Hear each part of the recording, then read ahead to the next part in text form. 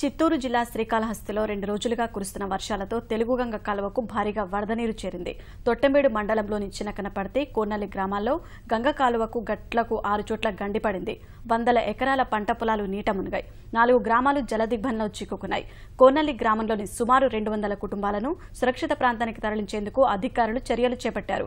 గంగనీరు వెళ్లేందుకు స్వర్ణముఖి నదిపై నిర్మించిన బహుళార్థ సాధక ప్రాజెక్టు ప్రమాదకరంగా మారింది.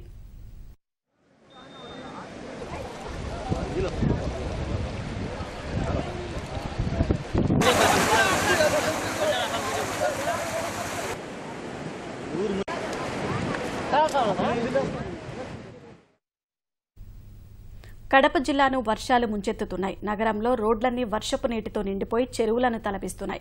వీధుల్లో మోకాళ్ల లోతు వర్షపు నీరు చేరింది. లోతట్టు ప్రాంతాలు జలమయమై ప్రజలు అవస్థలు పడుతున్నారు. ప్రధానంగా సింహపురి కాలనీ, చిన్న చౌకు, నకాష్ వీధి, Ravindranagar, Gurralagadda, RTC bus stand road, శంకర్పురం ప్రాంతాలన్నీ నీళ్లలోనే ఉన్నాయి.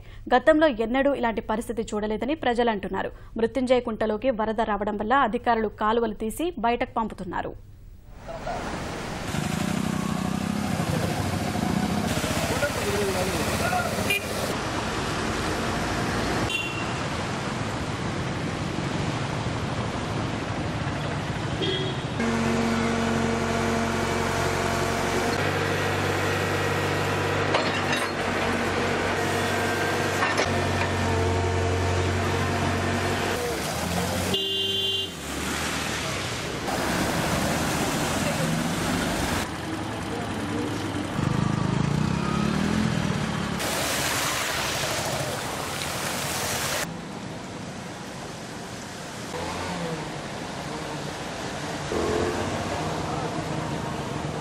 మార్కెటింగ్ ట్రై చేస్తాను